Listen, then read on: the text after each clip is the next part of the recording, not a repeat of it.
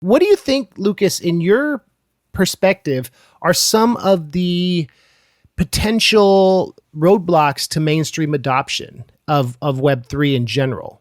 What do you think?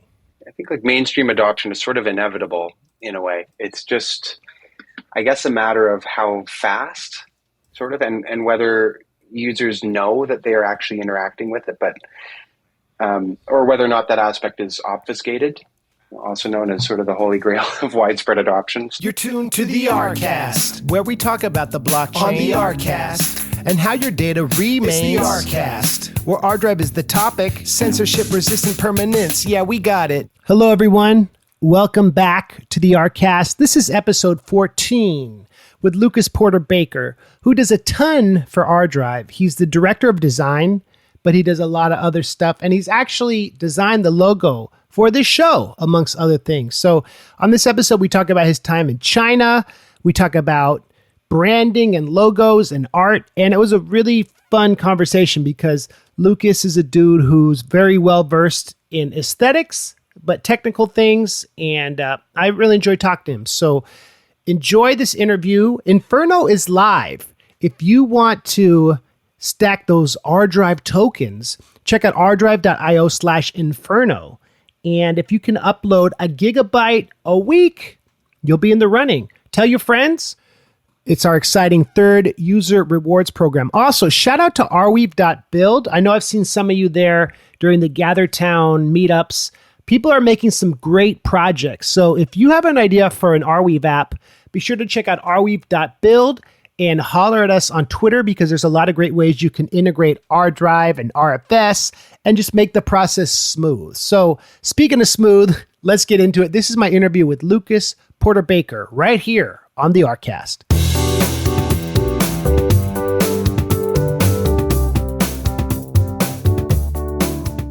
Welcome back to the ArCast. This week we have one of our most celebrated team members, a person who is on the aesthetic side of ArDrive and the engineering side, man who's had a very interesting career. He's talking to me from Toronto. We've got Lucas Porter-Bakker on the podcast today. Lucas, how you doing? I'm awesome. Thanks, Andrew. Thanks for having me. In Canada, it's common that kids learn French, kind of like in California, we're taught Spanish. And you also speak Chinese and English. Which language do you feel is the most beautiful to you when you hear it? I guess English, maybe because it's my native language. But I do love the sound of Chinese. I haven't been back there for a couple of years now. And so when I do hear it, I get this sort of urge to go back there. So kind of missing it, I suppose. So maybe it feels beautiful now. When did you live there? And like, maybe we can use this as like a turning point to some of the other questions, but yeah, what's your experience with being over there? So I moved there with who's now my wife, Natalie. We moved there. We kind of threw a dart at a map, sort of thing. Just after first year university, we ended up in this city no one's heard of with like 8 million people in it called Suzhou. And we just we taught English. I studied Kung Fu. And we kind of, there was no one really that spoke English at all. I think we encountered one other foreigner in the whole year we were there. So it sort of forced us to learn pretty quickly, learn Chinese, at least orally, not with characters or anything like that. But that was the first time I went back in 2008 to Beijing Foreign Studies University as part of my my foreign languages minor at university. Which is like a semester there. And then I went back again with 8 friends. It was our first sort of entrepreneurial adventure. We went with, I led a team of 8 Canadians over to China, like a platoon of English teachers, to a place called Hangzhou to build a school, like just a brick and mortar kind of school. I did that with my wife as well. So that was around 2013, I guess. I just finished my dissertation. And we landed there in 2013 and spent about over half a decade, I guess, in Shanghai and Hangzhou. So you've really been there like a significant percentage of your life. I mean, I don't really know what we were thinking in terms of how we were going to get by. But the Kung Fu it started quite soon after I got there. I kind of did sort of this Karate Kid story where I, like, by fluke met this. Well, so we got paired with a Chinese tutor through the Canadian teacher we were tapping out. She was coming back home. We were tapping her out. Anyway, her tutor became our tutor, and his uncle was a kung fu master, just as it happened. And he asked me, is there anything you really wanted, big takeaways from your year here, like just out of curiosity, if there's any way I can kind of facilitate, other than teaching you Chinese. And I said, like, well, I just kind of threw it out there. I'd love to learn kung fu. And he said, well, oddly enough, and if you're interested, you can meet him. And I don't know, I'm not promising anything, but, you can meet him and see how it goes. And so I said, yeah, definitely. I think about a day later, 2 days later, he picked me up at 5 a.m. on a scooter and zipped me off into this. It was like an old kind of, almost looked like an old war factory or something, like a old, like, warehouse, like a rusted kind of Red Star. Anyway, that's where he lived. And it was this, like, this sort of odd, he spoke obviously no English. I spoke no Chinese. I'd been there for maybe 2 weeks. Through the tutor, he kind of like translated. Anyway, he offered to take me on as his final student before retiring. And so I did that for, the whole year I was there, every morning, 5 a.m. And the first, several, I guess, couple months was just like no language at all. It was just the forms and just like sign language. And I don't know, it's just like so anyway, just to say, all of that just forced this kind of rapid, like accelerated, I guess, like education in Chinese, in oral Chinese. That's quite a story, man. And it's like, and you have a similar role in RDrive, bridging the amorphous worlds of like the aesthetic, user-facing graphic side, but also being versed with the engineering side and knowing about the technical elements. So it's like a similar way of bringing worlds together that takes a certain kind of talent and passion. Can you tell us a little bit about Goji and like how this eventually led you to the path you're on? Goji was basically, my wife and I, and 6 of our basically best friends from high school and childhood had gone over to start what in English was called West Group, not a Chinese name. And this was the school. It kind of, it started as just an after school thing and kind of evolved into, we were trying to do like camps, and it eventually kind of evolved into a corporate education. So we, the Chinese government was a client, kind of all over the place, from like little kids to corporate clients. And it was a brick and mortar business. It was sort of like fundamentally unscalable in terms of the fact that we had to bring bring Canadians or, native English speakers from all over the world physically to China in order to teach. So we had this sort of, it was prohibitive in that sense. And so we started Goji as a way to basically Uber for ESL is what we would call it, which was like on-demand tutors from all over the world. So we kind of rushed into, made all the typical mistakes that you make as an early founder. Rushed into this tech company. None of us were technical, and tried to build a suite of apps for the Chinese marketplace or to build this 2-sided marketplace. Long sort of story short, it was insanely frustrating to try to build a technical company without any technical language, without any technical knowledge. So I ended up going to, after, I guess a couple of years of we just outsourced to a dev shop in New York. And then when we brought in local one to China, it was basically just so frustrating to not have kind of control over that, to not understand what was really going on. Anyway, I wound up at this coding and design school in Shanghai. So learned how to code there, ended up building the Goji apps ourselves. And then sort of our best crack at it was coming out of coding school there. So anyway, that sort of, I guess, gave me the technical background. That was 2017, I think, maybe. But that kind of was what I found I loved to do was roles that sort of involved it all. So the business side, the product side, the design side, the engineering side. And I find that my role now is sort of a confluence of all of those things. It's kind of like a generalist, so to speak. So that's sort of how I guess how Goji kind of parlayed into that. That sort of forced me to become technical.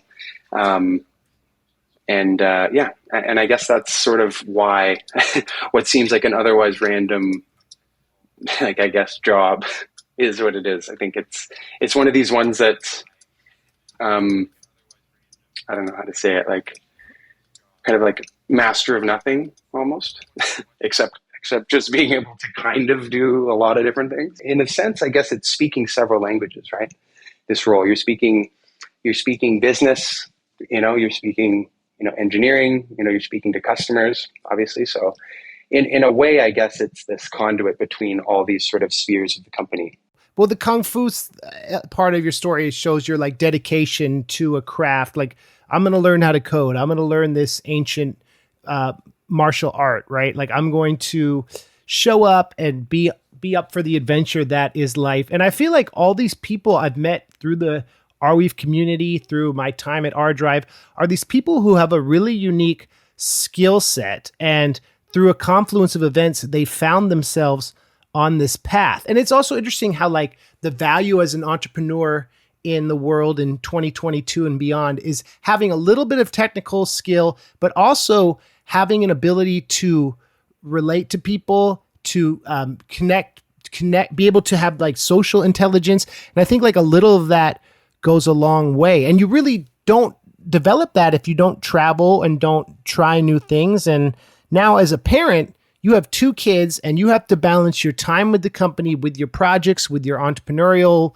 endeavors, with all your passions. How do you keep that sense of adventure? Yeah, it's tough. And then through through working from home and COVID and stuff, it's been even more challenging. I think, where we are in Canada and Ontario, we've had a very questionable lockdown situation happening for the sort of duration of COVID. It was, I guess so I've been kind of doing several jobs in parallel throughout. My wife and I don't really have any help because we're from Toronto. We moved out of Toronto because it's a way nicer place to be during COVID. The city wasn't that much fun. So we're kind of halfway to our cottage, which is too cold, unfortunately, to be at all year round, or we would have. But just to say, yeah, so we've kind of been doing, it's been pretty full bore this last couple of years. It's been a lot of work, and then it kind of, it obviously blends with your home life because you're literally working at home. So right. I've kind of just, I guess, found a way that works for me and for us, which is just sort of just like weave it throughout the whole day. So like, I'm up early with my son and, enjoy some time with him. And then like, if he goes down, I rattle off 2 hours and then do another shift, basically parenting. It's basically just been a pretty ad hoc experience. So work life has been trying to, prioritize my family, but just work kind of all around that. And it often ends up, it's basically been 2 years of 5 hours of sleep at most, maybe 4. With that said, we try to, unplug, I guess, that time is so nice with the family that feels like you're unplugged for the most part. I often have to take meetings, while we're out for a rip at the beach or something, but yeah, I guess it's just trying to blend it all together for now and hope that the COVID thing goes away magically. One of the big goals is mainstream adoption of Web3 and specifically like permanent storage and the ArDrive, Arweave mission. Like, what do you think, Lucas, in your perspective, are some of the potential roadblocks to mainstream adoption of Web3 in general? What do you think?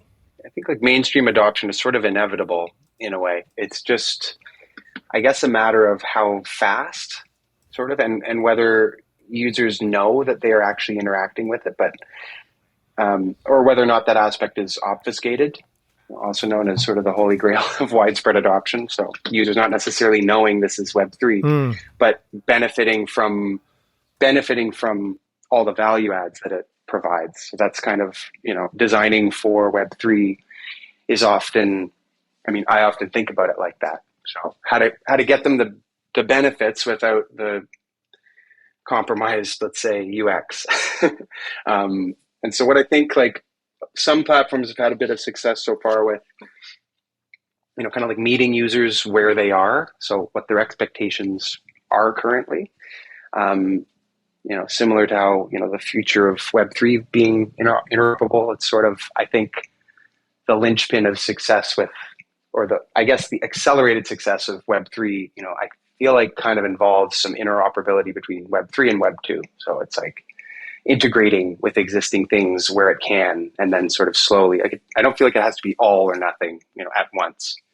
So I feel like it's kind of this inevitable thing. It's more just a matter of how fast users' preferences change. I say this all the time. I often feel like, designing products for blockchain is like drinking from a fire hose.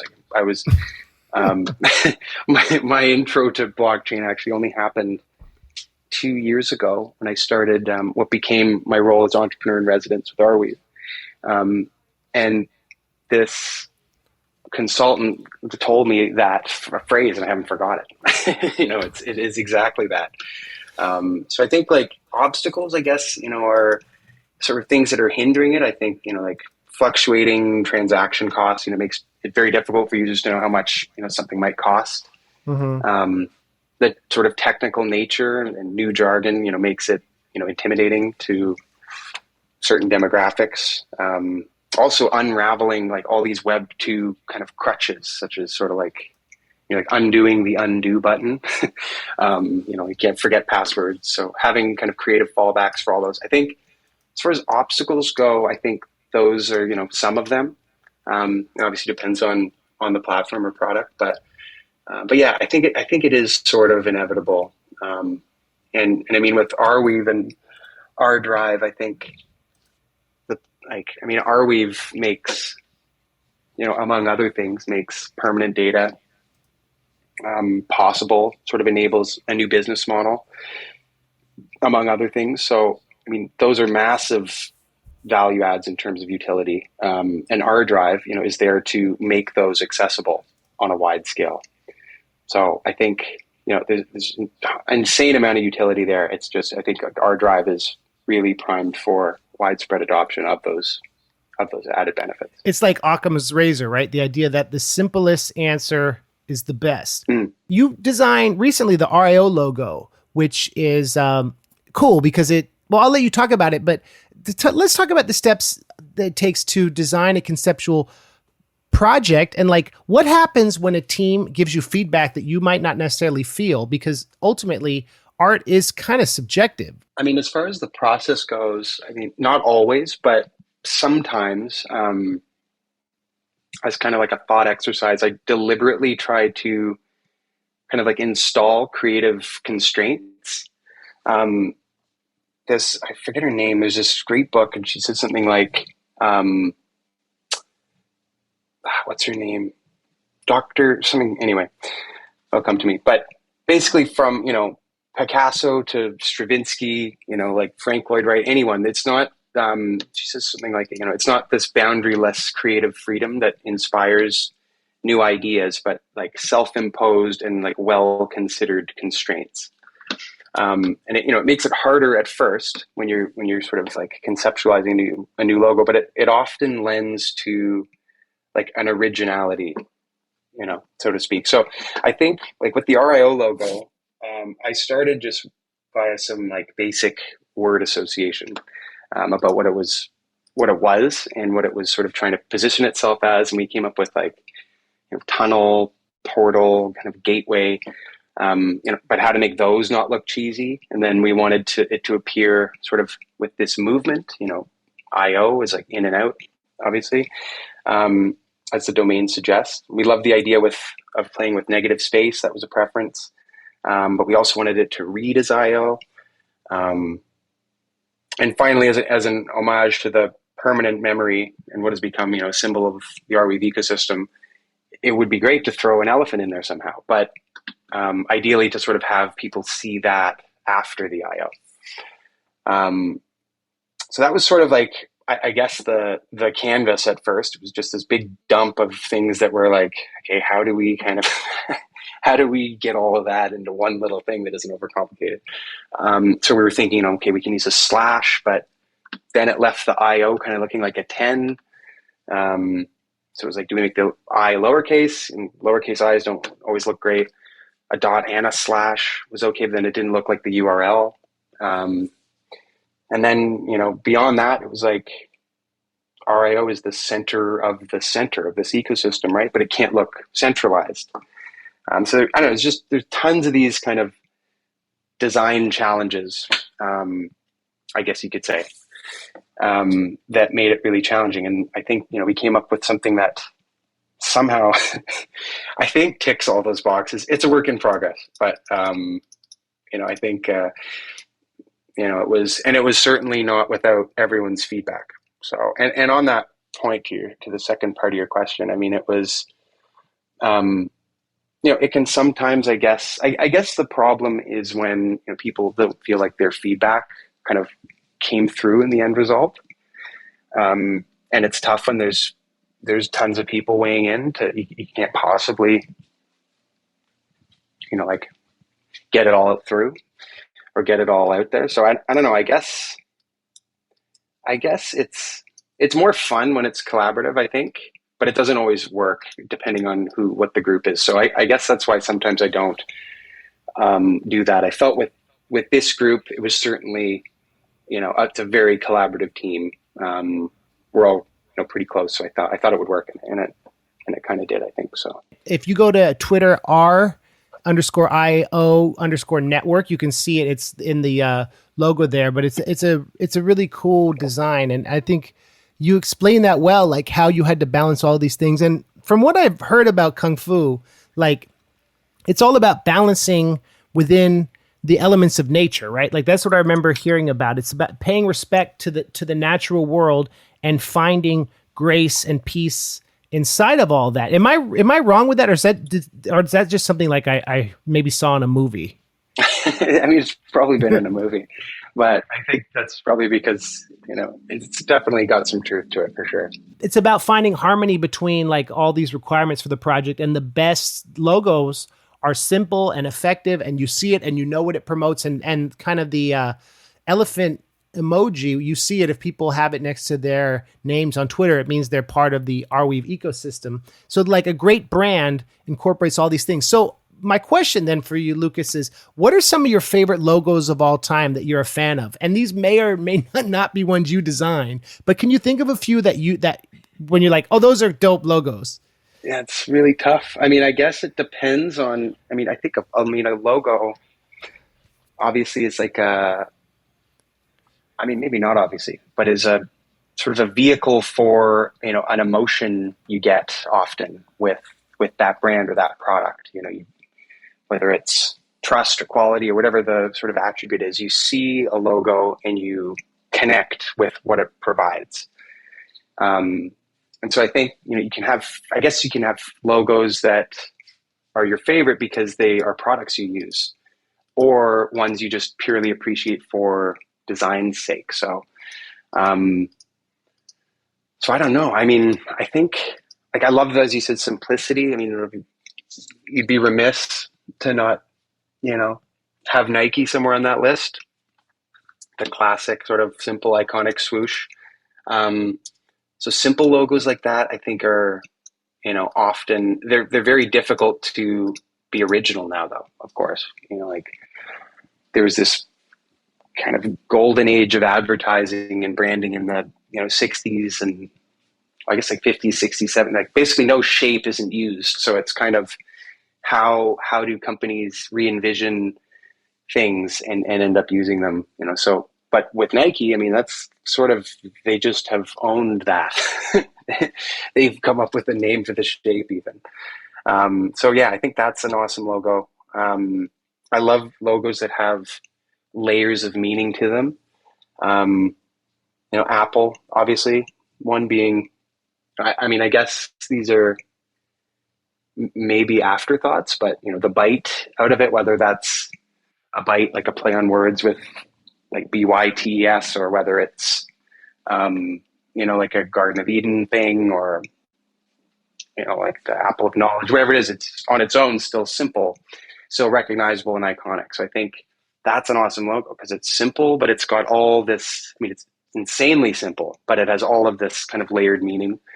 Like what else? Cisco, the Golden Gate bridges that are also the sound waves. Adidas being like the lines with the shape of the side of your shoe, but also like, a mountain, athletes.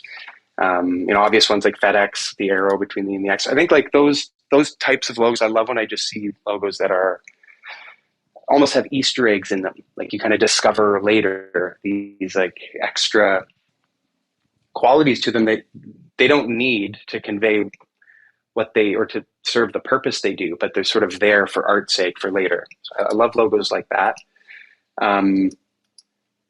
Sort of on a more like, I guess for more current or more new stuff, I mean, the Terra logo, I love the Terra, Terraform Labs and the Luna icon. They're part of the same family. They've found a way to create an insane amount of depth with the same kind of shades of color and come up with something super original, which is really, really hard to do. So for a newer company, I guess I would say like something like Terra would be a kind of a current favorite. You have to recognize it even when it's super tiny. And that's kind of a lot of like the result of us all being online and being used to like looking at really small things on a screen. And similar with album art, like now when artists design art, it's not for the 12-inch vinyl, it's for like the tiny Spotify logo, which makes the job interesting because a good logo can look good and small. And I think some of the best artists of all time are able to have work that transcends the visual platform. So are there any artists, Lucas, that you enjoy, that you respect? Oh, so many. I mean, I'd be hard pressed just to come up with three, musical artists, whether it's Big L or Fela Kuti or Mozart, or, if we're talking about painting, like from Bruegel to Da Vinci to directors like Wes Anderson or Coppola. So I mean, it's for like thinking about it from, I guess, a graphic design perspective. I mean, there's some of these logos we've talked about by artists like, Paul Rand, the IBM one, American Express, Ford, all these just like a decade of bangers, one after another, that are still used today.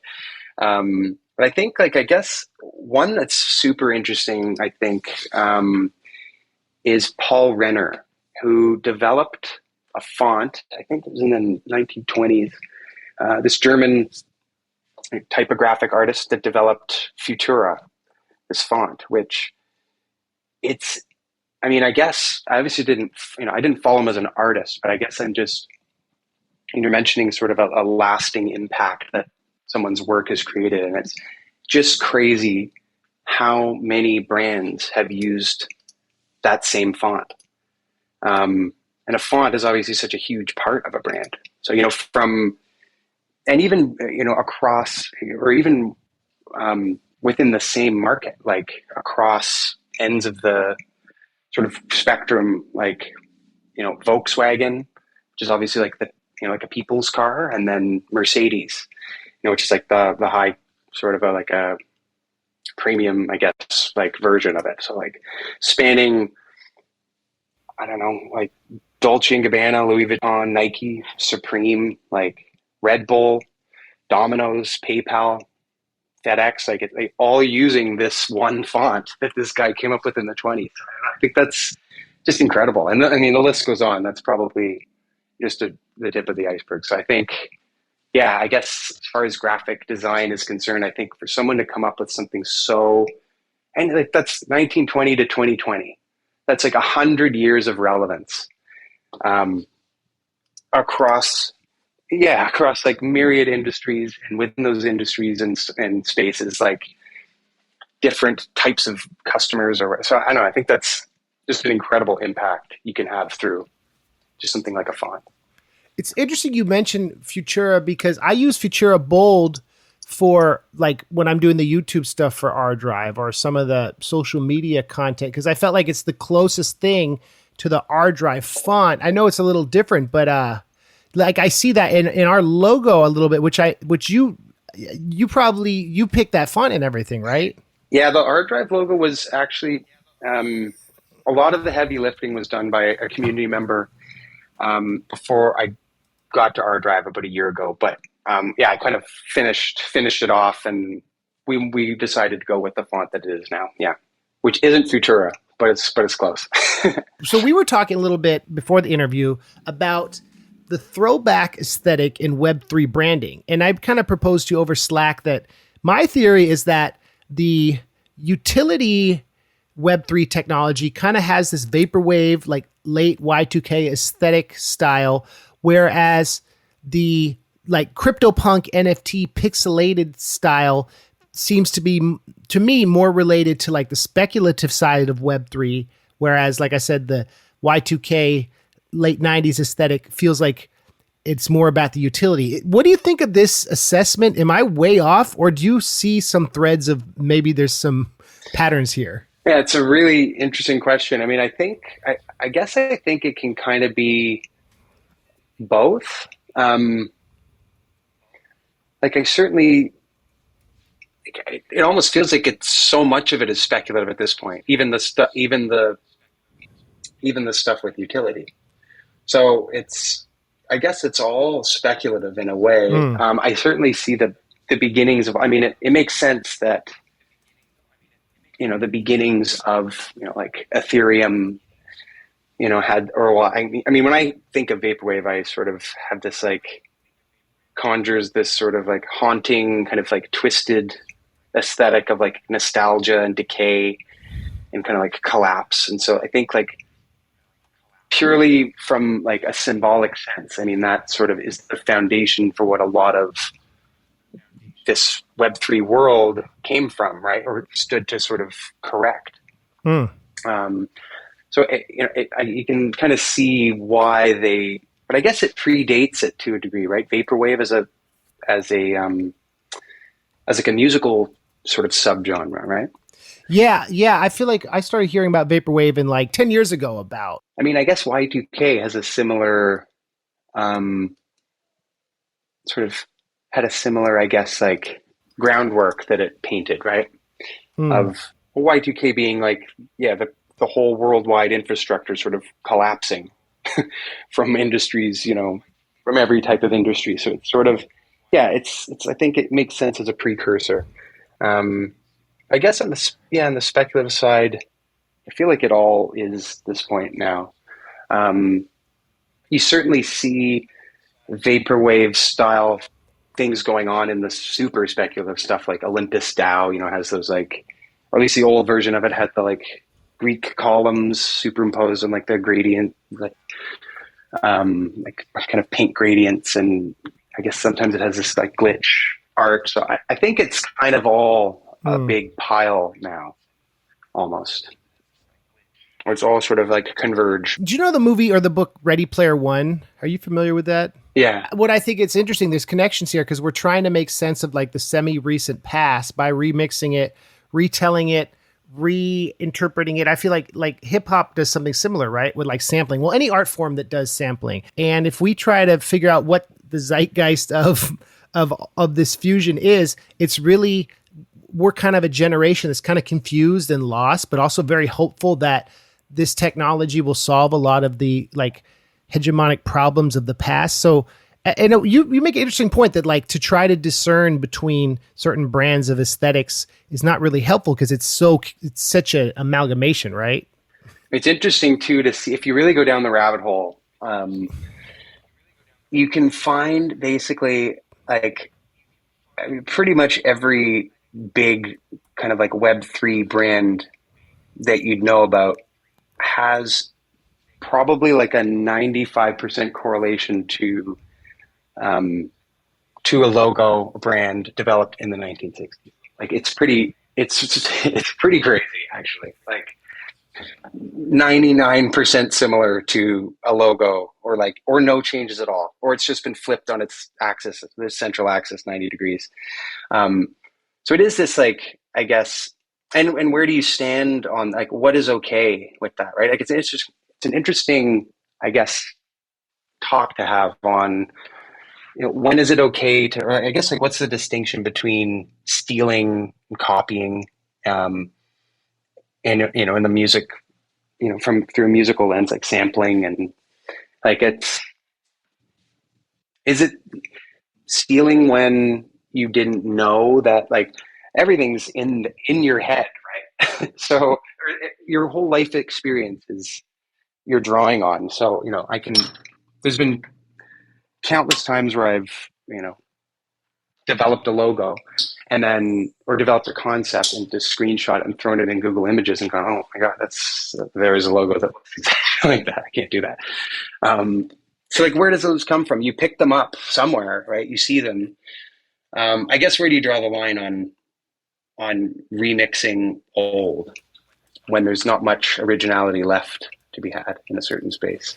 Yeah, you make a really good point, Lucas, because I think about how with like musical references or artist references or even literary references, homage is also a way of expressing your familiarity with the history and the culture and the context in which you create your art. So like sometimes this was kind of like the issue with postmodernism and why people who wrote in the late 90s who stood out were both referential but also had a unique voice. It's like referencing other things is kind of a defining post-World War II like choice where you try to make sense of the world by regurgitating what you've consumed. And you've made the point that, like, okay, if you do an accident, is it less of theft? And I think it's true, but I also think that like Warhol said, art is what you can get away with, right? Yeah. If it resonates with people, maybe it's okay. Maybe there's no limits. I don't know.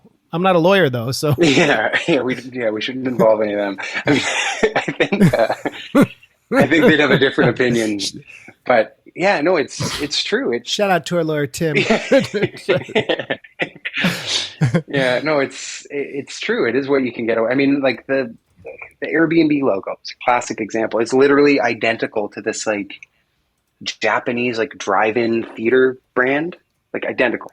Oh, wow. Or the Beats by Dre logo is, like, from the 70s. Or Slack is this, I think it's called Burlington Industries. If you Google that, it's like 1960 something, or maybe 63 or 64, like, textile company.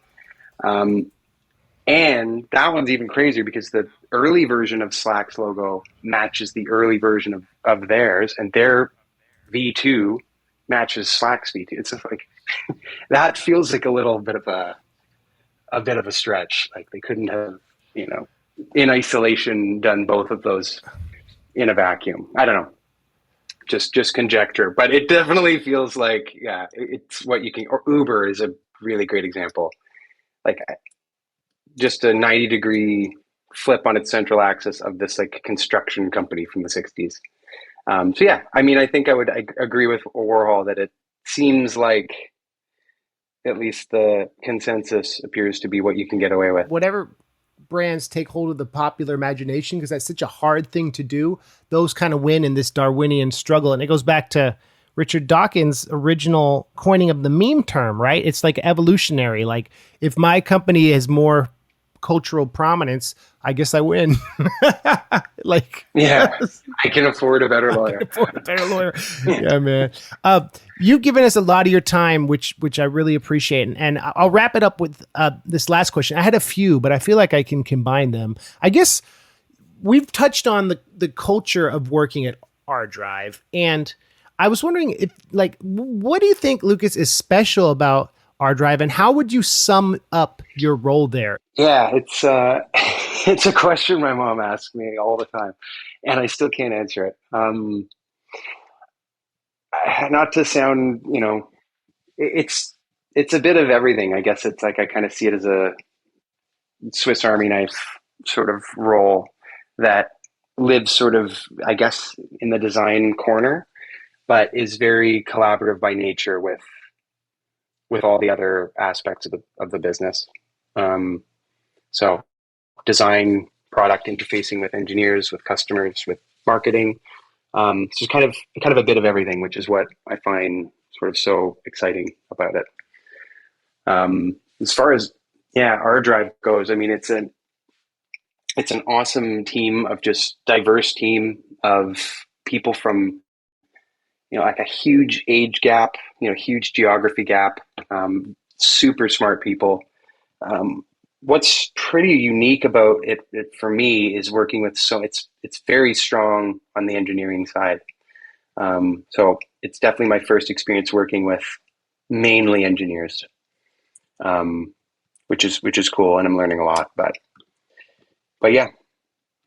And I mean, what it stands to achieve is right up my alley, obviously. What I love about engineers, and this is new, my role here, is they'll tell you the truth and they won't sugarcoat it. Like if something's wrong technically in a video I made, I'm going to know. And I'm glad, because I feel like in marketing and music industry, people will kind of sugarcoat it. Engineers don't have time for that. And I actually really respect that. And I've been doing that more in my life. You know what I mean? Like you can learn from their sort of like directness. That energy is very tight to me. You know what I mean? It is hard to come by. And I think it's because, engineers they're often sort of siloed off in a different part of, if you're not an engineer, you don't often interact with engineers too often in many companies. So I think that's what's so cool about it, is you do get that experience to learn from each other. And I would agree, it's very just like technically no. And you're kind of like, okay. Yeah, no sugarcoating, but it's more efficient.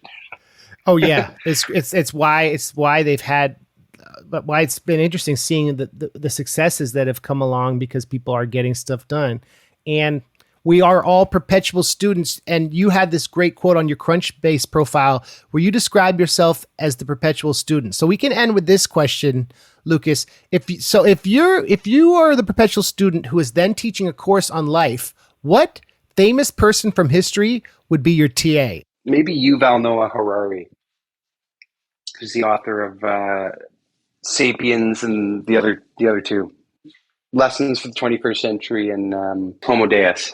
So kind of like, I just love how he's like. I mean, he would certainly be my superior in this dynamic. But if he would be so willing to be my TA, I think that would be awesome. That's a great. I can't think of a better choice. Someone who wrote one of the best books on humanity. I remember I read that during the pandemic, and I was like, it totally rocked my world. I love that book.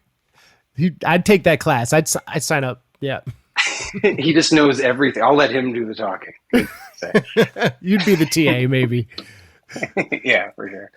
That's amazing, Lucas. This has been a very like heartfelt, wonderful like chat, and I appreciate you like going with me down this discursive road, and I really enjoy working with you, and I really appreciate you doing this, man. So thank you. This is a dope episode, so thanks, man. Thanks, Andrew. It's been fun.